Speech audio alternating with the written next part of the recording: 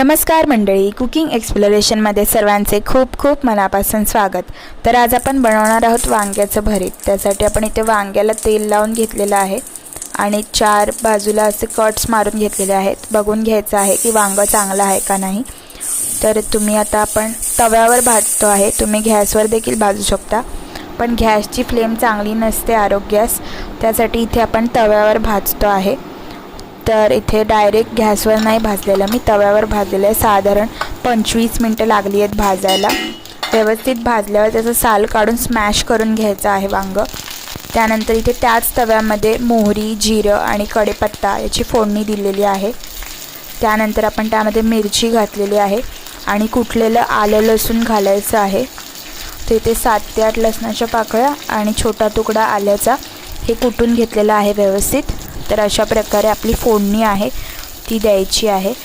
तर व्यवस्थित मिक्स करून घ्यायचं आहे, ज्यामुळे काय होईल की फोडणी जे आलं लसूण आपण टाकलेलं आहे त्याचा फ्लेवर चांगला येईल। तर त्यानंतर इथे 2 मोठे कांदे आपण कापून घेतले होते ते इथे घालून घ्यायचे आहेत।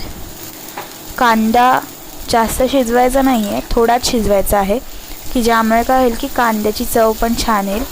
तर इथे हिंग, हळद आणि धणे पावडर घातलेली आहे आपण, आणि बडीशेप पावडर पण घालायची आहे थोडी।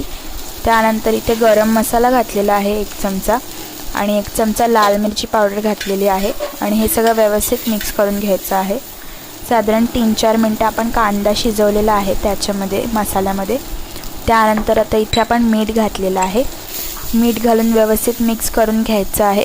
आणि आपण जे वांग होतं भाजलेलं साल काढून आपण ते स्मॅश करून घेतलेलं आहे ते घालायचं आहे इकडे। यावेळेस तुम्ही टोमॅटो देखील घालू शकता, पण टोमॅटो घातल्याने वेगळी चव येते, तर इथे मी टोमॅटो नाही घालत आहे, नुसतं वांग कांद्यामध्येच बनवत आहे वांग्याचं भरीत।